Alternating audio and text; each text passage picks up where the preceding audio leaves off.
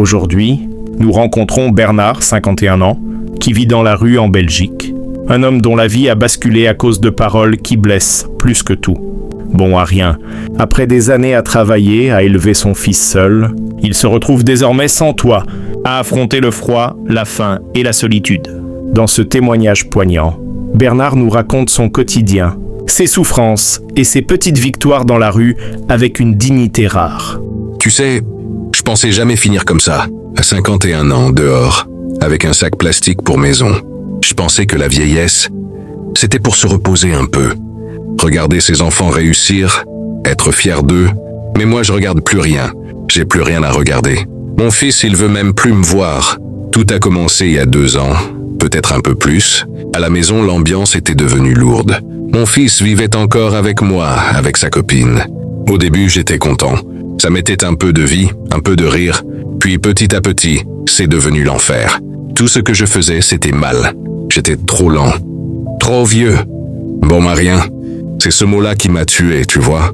Bon à rien. Moi, j'ai bossé toute ma vie. Pas un boulot de ministre, non. Ouvrier dans le bâtiment, manutention, tout ce que je trouvais. J'ai trimé, je me suis levé à 5 heures du matin pendant 30 ans. J'ai pas fait fortune, mais j'ai jamais volé personne. J'ai élevé mon fils seul, après que sa mère soit partie. Il avait à peine 10 ans. Je me suis débrouillé comme j'ai pu. Et puis quand t'as plus de boulot à ton âge, les choses changent. Les factures montent, le frigo se vide, les dettes s'accumulent. Et les regards. Même chez toi, ils changent. Mon fils me regardait plus comme un père, mais comme un poids. Je le voyais dans ses yeux. Et sa copine, elle me supportait pas. Toujours un mot de travers, une critique, un soupir. Un soir, j'ai fait chauffer des pâtes. C'est tout ce qu'il restait. Elle a rigolé. Elle a dit « Franchement, Bernard, t'es même pas foutu de faire à manger correctement. » Mon fils, il a rien dit. Rien. Il a laissé faire. Moi, j'ai pris une claque sans les mains. C'est ce jour-là que j'ai compris que j'étais plus à ma place. J'ai dormi sur le canapé, le cœur serré. Le lendemain matin, j'ai pris mon sac, quelques vêtements, ma vieille veste, et je suis parti. Je savais pas où aller. Je voulais juste plus être un poids. Au début, je me disais que ça allait s'arranger, qu'il allait m'appeler, qu'il allait comprendre. Mais rien. Les jours ont passé, le téléphone n'a pas sonné. Pas un message, pas une visite. Comme si j'existais plus. J'ai marché. Des kilomètres. Je suis arrivé à Bruxelles, sans trop savoir pourquoi. Peut-être parce que c'est grand, et qu'ici, personne te regarde trop longtemps. Je me suis assis sur un banc, et je me suis dit, voilà Bernard, c'est là ta nouvelle vie. Les premiers jours, c'est la honte qui te ronge. Tu marches en te regardant le sol, t'oses pas croiser les gens. Tu sens que t'as glissé en dehors du monde, que t'appartiens plus à rien, et puis après, c'est la fatigue qui prend le dessus. Tu penses plus trop, tu survis. Je me souviens de la première nuit dehors. Il faisait froid, un vent humide. J'avais trouvé un coin près d'un parking, à moitié abrité. J'ai essayé de dormir, mais j'avais peur. Peur qu'on me vole mes affaires, peur qu'on m'agresse, peur de pas me réveiller. Et en même temps, j'étais soulagé. Soulagé d'être loin de chez moi, loin des cris, des reproches. Le matin, j'ai regardé les gens passer. Les mêmes que moi avant. Avec leur café, leur téléphone, leur vie pressée. Je me suis demandé combien de temps il faudrait avant que je devienne invisible à leurs yeux. La réponse, c'est pas longtemps. Au bout d'1 semaine, plus personne te voit. Tu fais partie du décor. Tu deviens ce mec qu'on évite du regard, qu'on contourne. Et pourtant, j'étais encore le même homme qu'avant. Juste un peu plus sale, un peu plus fatigué. Mais le même cœur, les mêmes souvenirs. Je me rappelle d'une vieille dame, la seule qui m'ait parlé au début. Elle m'a tendu un café chaud sans rien dire. J'avais les larmes aux yeux. Pas parce que j'avais faim, mais parce que quelqu'un venait de me regarder et de me parler normalement. Tu peux pas savoir à quel point ça fait du bien, juste ça. Les jours ont continué. J'ai commencé à traîner près de la gare du Midi. Là-bas, il y a toujours du monde. Des sans-abri, des migrants, des paumés comme moi. On se reconnaît sans parler. On s'échange des cigarettes, des bouts d'histoire. On s'appelle frères. Même si on se connaît pas. Un gars m'a montré où manger une soupe gratuite le soir. Un autre m'a expliqué où dormir sans se faire virer par la police. On devient une sorte de famille de fortune, avec nos douleurs et nos silences. Mais moi, la douleur, c'est pas le froid. C'est pas la faim, c'est mon fils. Chaque jour, je me dis, il va se rendre compte. Il va venir. Et chaque jour, rien. Tu vois, je pense que c'est ça le pire dans la rue, le temps. Le temps qui s'étire, qui t'écrase. T'as plus d'horloges, plus de rendez-vous, plus de buts. Les jours se ressemblent tous. Tu vis au rythme du soleil, de la pluie et de ton ventre vide. Parfois, je me revois à la maison. J'entends encore sa voix. Quand il était petit, il courait partout, il me faisait rire. Je lui disais « Toi, mon grand, tu feras mieux que ton vieux père. » Et il me répondait « T'es pas vieux, papa. » Tu vois, ces mots-là, c'est ce qui me tient encore debout. Parce qu'à un moment, il m'a aimé. Et moi, je l'aime encore.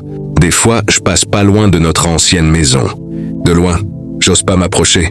Je me dis qu'ils sont là, bien au chaud, à table, peut-être qu'ils rient.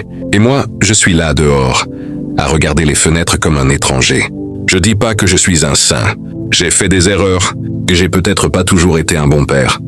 Mais j'ai essayé. Et je pense pas mériter de finir comme ça, à quêter un regard, un sourire. Le plus dur, c'est le matin. Quand tu te réveilles sur un carton humide, que t'as mal partout, et que t'entends la ville se lever sans toi. C'est comme si le monde tournait, mais sans t'embarquer. J'ai souvent voulu aller frapper à sa porte, lui dire que je voulais juste lui parler. Mais j'ai trop peur qu'il me ferme la porte au nez. Je préfère encore rester dehors avec mon souvenir que d'entendre qu'il me déteste. Alors je me tais. J'avance. Je survis. Parfois des gens me parlent. Des jeunes, souvent, ils me demandent comment j'en suis arrivé là. Je réponds toujours. C'est pas une histoire. C'est une chute lente. Parce que tu tombes pas d'un coup dans la rue. Tu glisses. Un problème, 2, 3. Et puis plus rien. Je dors où je peux. Je mange quand je peux. Je garde ma dignité comme je peux. Et j'essaye de pas trop penser. Parce que penser, ça fait mal. Mais tu sais quoi? Malgré tout, je me dis souvent que je préférerais encore cette vie-là à celle d'avant, dans cette maison pleine de mépris. Au moins ici, personne me dit que je sers à rien. J'ai trouvé des frères de galère, des sourires sincères, des gens qui ont tout perdu, mais qui gardent encore un peu de lumière dans les yeux. Et ça, c'est plus vrai que tout ce que j'ai connu avant. Alors ouais, je suis dehors, mais je suis libre.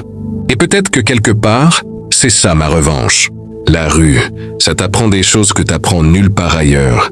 T'apprends à compter les étoiles pour savoir quelle nuit sera froide, à deviner où la pluie va tomber, à sentir le regard des gens avant même qu'ils te parlent. Quand t'es dehors, chaque minute compte, chaque geste compte. Chaque personne que tu croises peut te sauver, ou te briser encore plus. Les premiers jours, j'avais peur. La peur qui te colle à la peau, qui t'empêche de dormir, qui te fait trembler même quand il fait pas froid. J'avais peur des vols, des coups, des chiens qui aboient, des passants qui t'évitent comme si t'étais un fantôme. Mais avec le temps, tu t'habitues. Tu deviens invisible. Pas invisible pour toi, hein. Invisible pour les autres. Et ça change tout. J'ai commencé à connaître les coins où on peut s'asseoir sans se faire chasser. Les bancs, les abribus, les passages sous les ponts. Il y a toujours un coin où le vent est moins fort. Il y a toujours un peu d'humanité si tu sais chercher. J'ai rencontré d'autres comme moi. Des jeunes, des vieux, des étrangers, des migrants. On se reconnaît tout de suite. Pas besoin de parler beaucoup. Un regard suffit. Avec eux, on partage ce qu'on a. Un bout de pain, une cigarette, un peu de chaleur. Des fois, on se raconte nos histoires, chacun plus brisé que l'autre. Mais étrangement, ça fait du bien de parler. Même si c'est triste, ça te rappelle que t'es pas seul. La nourriture, c'est compliqué. Les restos solidaires, les associations, ça aide, mais ça suffit jamais. Tu manges un jour, t'as faim le lendemain. Tu deviens inventif. Tu fouilles les poubelles, tu mendis un peu. Pas par fierté, hein, par nécessité. Mais même là, tu essayes de garder ta dignité. Toujours. Parce que si tu la perds, t'as plus rien. Les nuits. Oh, les nuits. Je te jure, elles sont longues et silencieuses. Quand t'es sur un carton, que la pluie commence à tomber, que t'entends les sirènes au loin, que t'as mal partout, c'est là que tu comprends la solitude. La vraie solitude. Y a pas de réveil pour te rappeler que t'as une famille, que t'as un chez toi. Y a juste toi, ton souffle, le froid et la ville qui continue sans toi. Mais y a aussi des moments qui te surprennent. Une main tendue, un sourire sincère, un café chaud offert par un inconnu. Ça paraît rien, mais ça sauve. Moi, ça me rappelle qu'il reste des gens bons. Même quand ton monde s'écroule, y a des petites lumières qui brillent encore. Et crois-moi, quand t'es dehors, ces lumières-là, elles te tiennent debout. J'ai appris à me protéger, à repérer les coins dangereux, à éviter certaines rues la nuit. Mais parfois, ça suffit pas. Des bagarres éclatent, des vols aussi. T'as beau être vieux, t'as beau avoir rien sur toi, y a toujours quelqu'un prêt à te prendre ce que t'as. Et là, tu tombes. Pas physiquement toujours, mais moralement. T'as juste envie de disparaître. Les gens qui passent te jugent pas tous. Certains te regardent avec pitié, d'autres avec dégoût. Mais il y en a qui t'ignorent complètement. Et ça fait le plus mal, parce que t'existes pas pour eux. T'es juste un décor qu'ils préfèrent oublier. J'ai mes rituels. Je me lève tôt, je cherche un coin calme pour prendre un café si je peux. Je range mes affaires, je me lave à la fontaine publique. Je parle aux autres quand j'en ai envie. Je me rappelle chaque jour pourquoi je suis là. Pas pour mourir, mais pour continuer à respirer, à exister, même si c'est dur. Je pense à mon fils tous les jours, pas pour me plaindre, mais parce que c'est la seule chose qui me rattache à mon ancienne vie. Des fois, je me demande s'il pense à moi, s'il se rappelle de mes mots, de mes conseils. Et puis je me dis que c'est fini, qu'il m'a oublié. Et là, le cœur se serre. Mais je continue, parce que sinon, tu t'effondres. Il y a aussi des moments drôles, des moments de fraternité. Quand un gars te partage sa dernière cigarette et rigole. Quand un autre t'offre un bout de pain et te raconte sa galère avec un sourire. Ça te rappelle que même dehors, on peut encore sentir un peu de chaleur humaine. Et crois-moi, dans la rue, ça vaut tout l'or du monde. Mais la fatigue est là, toujours. Elle te ronge, te plie, te fait avancer moins vite.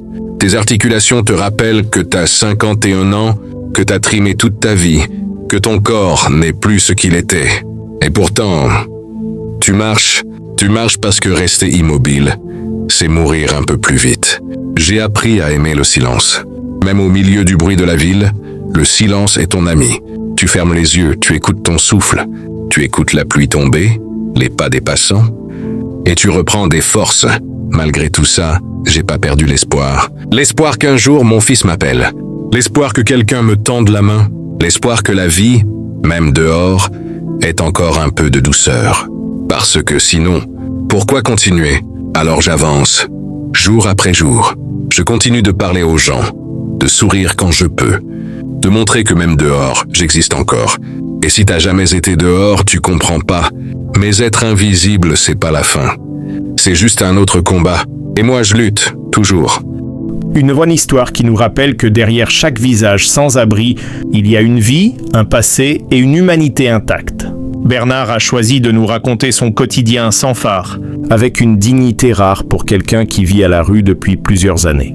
Son histoire nous rappelle la fragilité des liens familiaux et l'importance du soutien humain, même dans les situations les plus désespérées. Il ne demande pas de charité. Seulement que l'on se souvienne que derrière chaque visage marqué par la rue, il y a une vie, des souvenirs et un cœur qui bat encore. Si cette histoire vous a touché, abonnez-vous pour entendre plus de témoignages, partagez cette vidéo et laissez un commentaire en nous disant depuis quel pays vous regardez ce récit poignant.